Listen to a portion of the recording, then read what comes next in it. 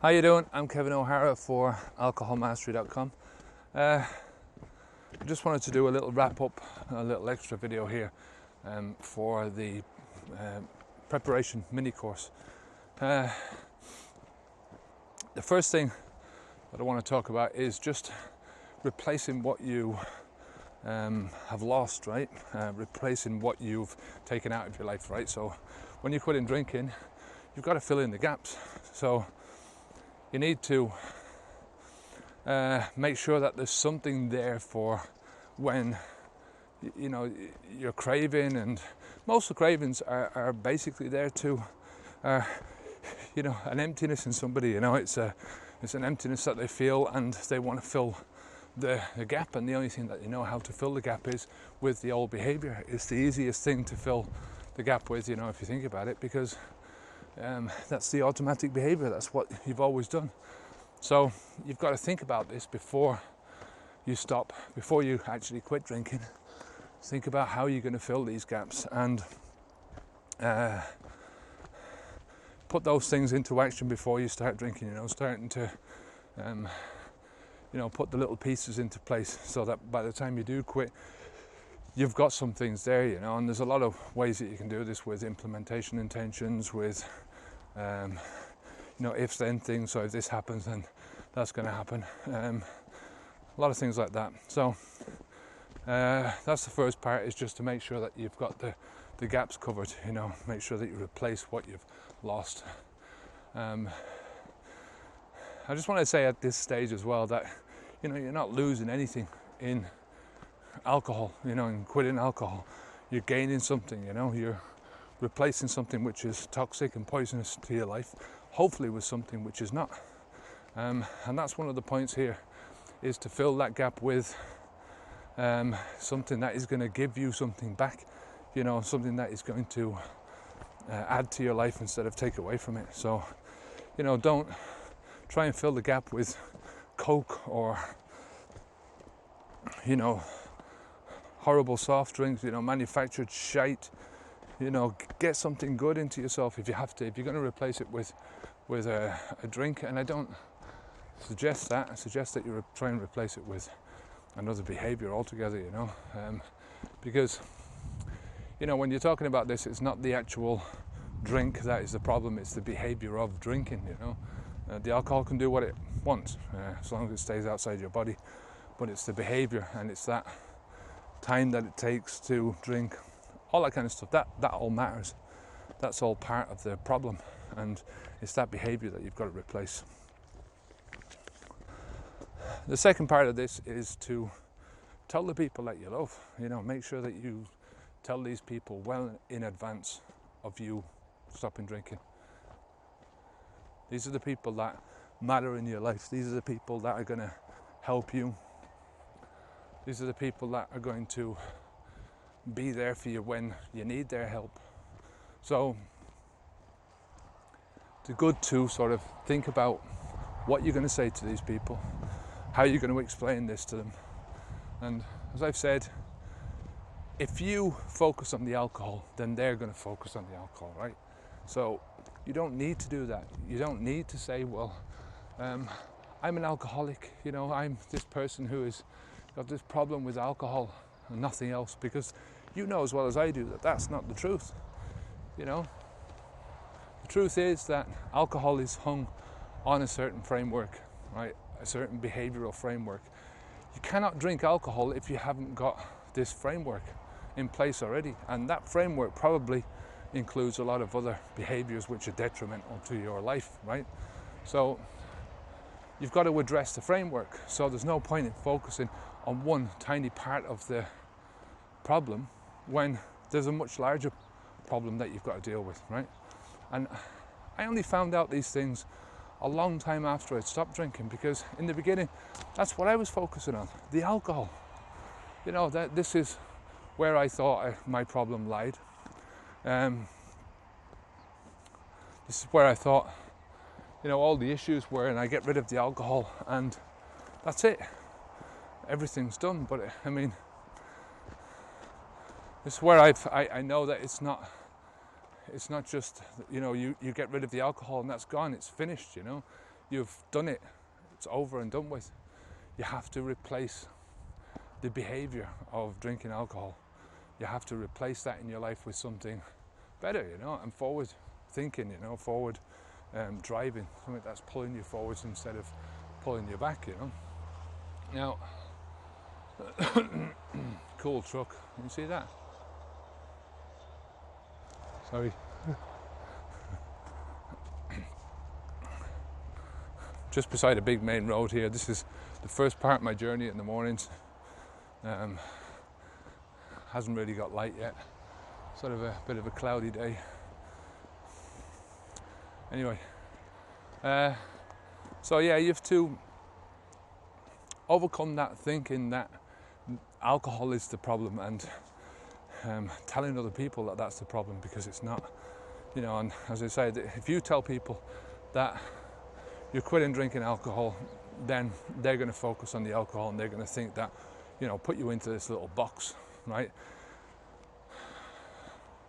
You know, and I've spoken so many times about this in the past that, you know, it's a box of, you know, of society's making to excuse everyone else's drug taking. I mean, this is a drug that people are taking, and any excuse to sort of go, well, you know, fire off the attention from them and put it onto you, you know, and it's a dangerous thing, look. So, you know, when you're telling other people, make sure that you give them advance warning. Make sure you tell them that, you know, to expect change. Change is going to happen. You know, you can sort of tell people that alcohol is going to be one of the things that you're quitting, but at the end of the day, it's not the be-all and end-all, right? The third video I did on this mini preparation course was to find some leverage on yourself. And this is important, right? Because it sort of, what you have to do is you have to make sure that the outcome is inevitable, right? You have to make sure that you are putting things in your path, whether it's obstacles that you're putting in your own way or it's incentives that you're putting in your own way that make the journey inevitable, right? So what I talked about in that video was, you know, one of the things was writing a check out to a charity that you absolutely abhor, and, you know, not for some money that you can do without, you know, writing a check out for money that you can't do without, right?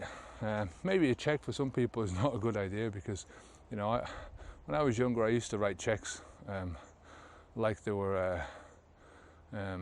just pieces of paper, which is what they are. But I mean, I didn't care because I knew I wasn't going to honour the checks. That was my old days, huh? So you get the idea. Go and watch the video for more about this one. But it's finding something that you can have over yourself, right? That you need something. I mean, that's what I'm talking about goals all the time, is you need something in the future that is something that you really want to do, something that you start to put into place very quickly, something that is going to pull you forwards into the future and drag you away from alcohol, but also something which is mutually exclusive from alcohol. So you can't do both, right? You cannot drink alcohol and do this, right? You know, it's just impossible to do it. And, you know, be realistic with yourself and be honest with yourself about this, right? So that's the third video. The fourth video is staying out of your own combat zones. And by this I mean, you know, avoiding the places where you know there's going to be drinking, avoiding the people that you know are going to be drinking, who are going to try and push you into drinking alcohol again, right? Avoid those people. Avoid the places where you know there's going to be a lot of drinking and there's going to be that atmosphere that you're trying to get away from, because, you know, this is a toxic atmosphere. This, you know, it's not down to the alcohol, it's down to the behavior, it's down to the people, it's down to the environment that causes all this to happen, right? That's what it's all down to, you know. It doesn't happen with, you know, you're not going to think about drinking when you're down walking in the mountains, right? You're not going to think about drinking when you're down walking on the beach. You're not going to think about drinking when you're in the gym, when you're in the library, right? It's making me sound very prudish, but you know what I mean. You have to go to the environments, you have to engineer the environments yourself and sort of find the environments in your own life which are going to bring you forwards into your new life, right? And that's what I'm saying, planning is such an important part of this whole process, because if you don't plan, you've got no idea where you're going. And knowing where you're going is everything. You know, if you set out on a around the world trip, right, and you didn't know your first destination or you didn't know your next destination after that, you'd just go walking around in circles. You know, you just can't do that. If you walk out your house in the morning and you've no idea where you're going to go, that's what a tramp does. You know, he gets up in the morning, he's got no idea. I suppose even a tramp knows where he's going to go. You know, he knows he's going to go and try and look for some food or some money for something or other, or whatever. He's got a purpose in mind. But if you don't have a long-term purpose and you don't have your long-term goal, something that is pulling you away from alcohol, then you know it's an impossible task for you, because you're always going to be dragged back to the familiar, to what you know. And you know, the future might be unfamiliar to you. The future might be something that you know, the change is always going to be a little bit painful. It's going to bring you discomfort, but at the end of the day, the more you get into that future, the less discomfort it's going to be. You know, you get used to it. You know, you get used to your new life, and you know. So that was the thing about this one, was just to avoid those toxic environments, right? You know, as much as possible. Avoid your own combat zones. You know, you don't have to go in there anymore. And the fifth video was about staying consistent. Staying consistent with yourself, staying consistent with your new goals, staying consistent with your habits of that you want to try and develop in your life, right?